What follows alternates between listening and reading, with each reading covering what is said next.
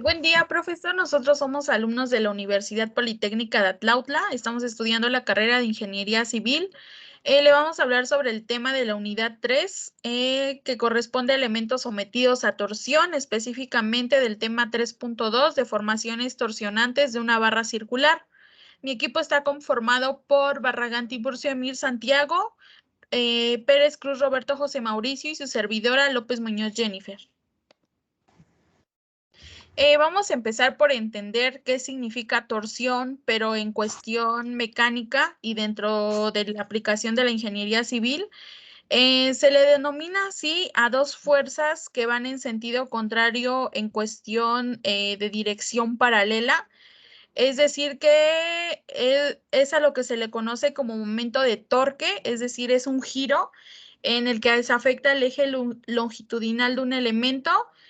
Tiene dos características. La primera es que la torsión genera una curva paralela al eje y hace que se retuerza alrededor de él. Esto de la palabra que se retuerza es como una cuestión más común para poder entenderlo, pero en sí quiere decir que es un giro que se genera a partir de dos fuerzas en sentido contrario. ¿Podrías explicar la segunda característica, compañero Emir, por favor? Claro que sí, compañera.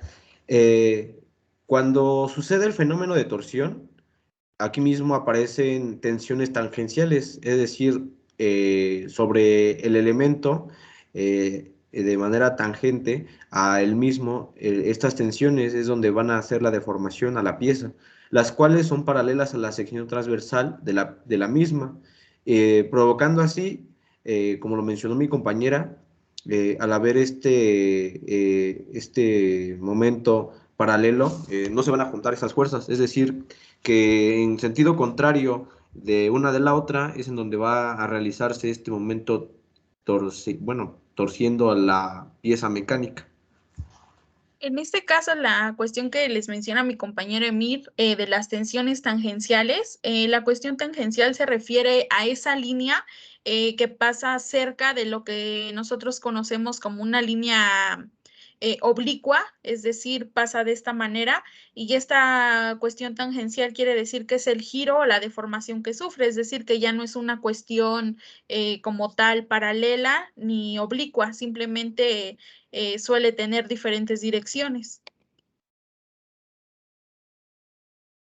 Compañero Roberto, ¿podrías explicar la diferencia entre la torsión y el torque, por favor?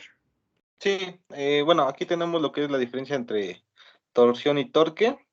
El torque es la fuerza realizada para generar una fuerza de torsión. Sin embargo, el concepto de torsión se realiza con la medición de la curva de giro al aplicar un torque. Es como lo estaban explicando.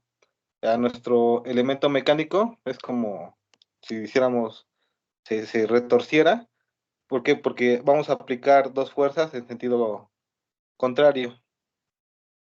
Sí, es correcto. De hecho, el torque lo podemos definir simplemente como la fuerza y la torsión ya la definimos como en la cuestión de lo que nosotros conocemos como el cálculo estructural, es decir, es la cuantificación de qué tanto es lo que se deforma. En este caso, la deformación la vamos a medir a partir de una curva de giro. En este caso, ya nos vamos a enfocar un poquito más en lo que es la torsión respecto a las barras circulares. En este caso, sabemos que una barra circular siempre va a tener, obviamente, una sección transversal independientemente de su forma. En este caso, en la imagen vemos una barra circular que está sometida a dos momentos de torsión, es decir, T y T'. Quiere decir que T es el que va en un sentido y T' el que va en el otro, que hace que gire. Si realizamos un corte en cualquiera de los extremos o la sección de esta barra o viga, notaremos que el momento torsional interno M es de magnitud igual al momento torsional T. En este caso es lo que yo les hablaba con anterioridad, es decir, que cuando nosotros estamos sometiendo una barra circular, los esfuerzos siempre van a ser proporcionales, es decir, que se va a encontrar en un momento en donde se le conoce como polaridad, es decir, que estos esfuerzos o estas deformaciones van a ser iguales en cualquier parte de la sección transversal de nuestras barras circulares. En este caso se le conoce como torsión pura.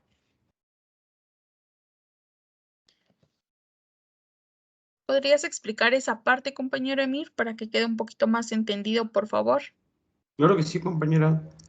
Aquí podemos apreciar que la diferencia entre las vigas circulares y no circulares va a erradicar las deformaciones que sufre la sección transversal. ¿Qué quiero decir con esto? Que si tenemos una barra con sección no circular, no se podrá suponer que la sección después de un giro continúa plana. Eh, varias figuras de las que nos vamos a encontrar a lo largo del ámbito laboral, muchas de ellas no van a ser circulares, tienden a ser rectangulares, cuadradas, y es en donde va a variar esta sección transversal. Por lo tanto, las secciones de una barra circular se mantienen planas debido a que su simetría axial tiene la misma forma.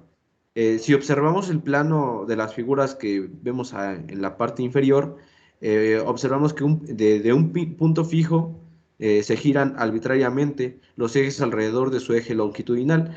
Las figuras, como lo mencioné, que son de cierta forma irregulares o que no son circulares, van a depender de que al seccionar esa figura, nos vamos a encontrar con que no son realmente planas, podría variar con algunos centímetros saliendo una de otra, pero a ver esta contradicción, que si es una barra circular, pues tenemos que estudiarla de la mejor forma, debido a que sí va a ser una superficie plana y va a mejorar la observación de la deformación de la misma.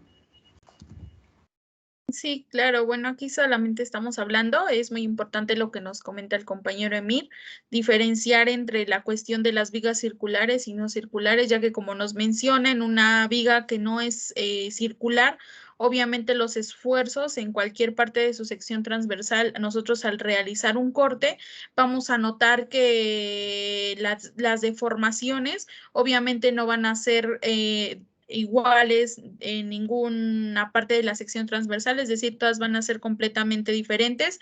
En cambio, cuando se trata de vigas circulares, las deformaciones o los esfuerzos van a ser vistos u observados de manera uniforme, es decir, que son, se podría decir que son equivalentes tanto en el momento que se aplica hacia una dirección y hacia la contraria.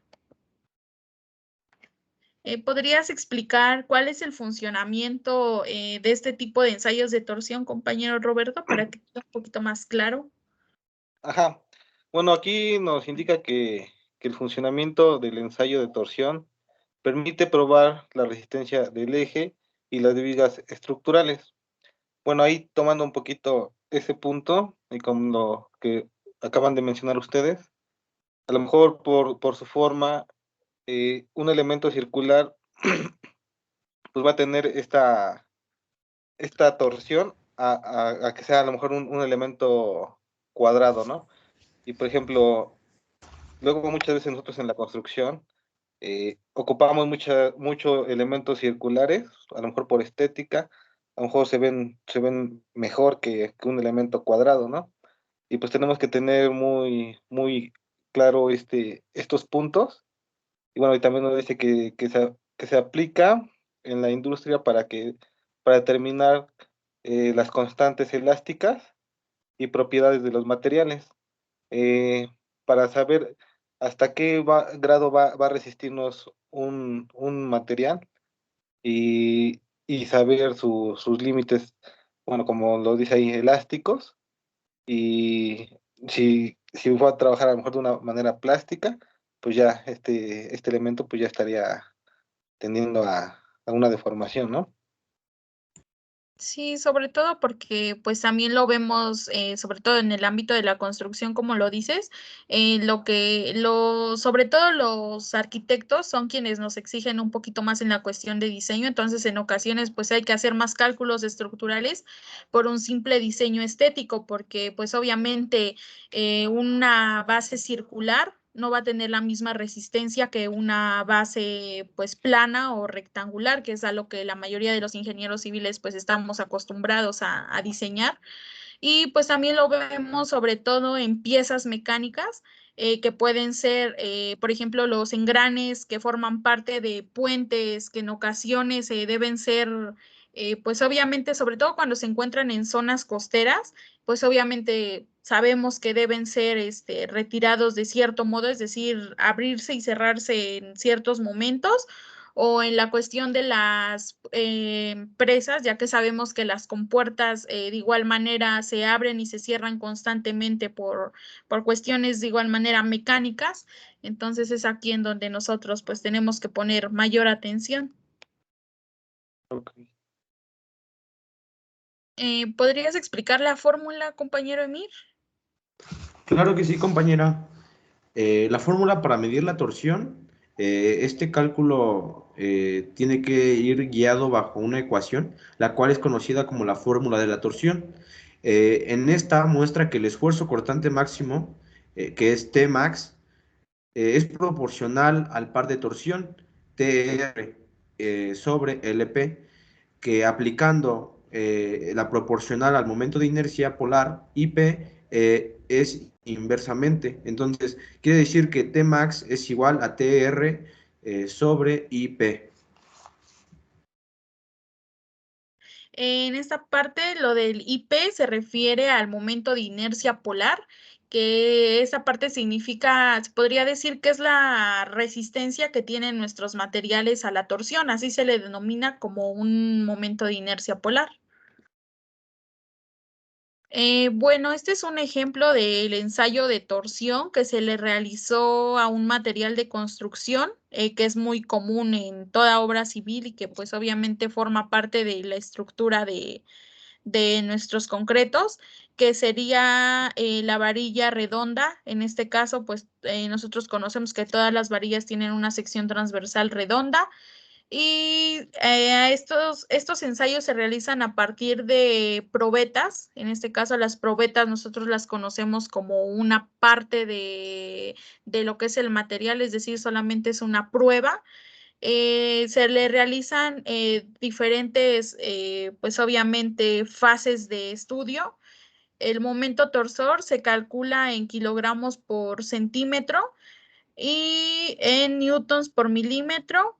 Se calcula lo que sería el ángulo de giro, que que es a lo que nosotros más nos debemos de enfocar, ya que será lo que nosotros graficaremos posteriormente en la llamada curva de torsión. Y posteriormente lo que hablábamos del momento polar, que es el IP, que en este caso nos da un total de 2035.75. Es decir, que existen ya ciertas reglas o parámetros que nos van a establecer si este IP rebasa o está dentro de los parámetros mínimos para poder considerar que en este caso esta varilla pues puede ser utilizada para su aplicación de acuerdo a la resistencia que va a tener, es decir, a los esfuerzos a los que va a estar sometida, que en este caso serían de torsión. No sé si podrías explicar las fórmulas, compañero Roberto, por favor. Ajá, bueno, aquí tenemos algunas fórmulas y nos indica la primera que es el momento torsor, que es momento igual a momento por gravedad por 10. El ángulo de giro, que es igual a sigma, igual a sigma por pi entre 180. El momento polar es el IP, que es el índice polar, es igual a pi por diámetro a la cuarta entre 32, y el esfuerzo cortante, que es igual a tau, igual a momento por radio entre el índice polar. Eso sería todo, profesor. Agradecemos su atención y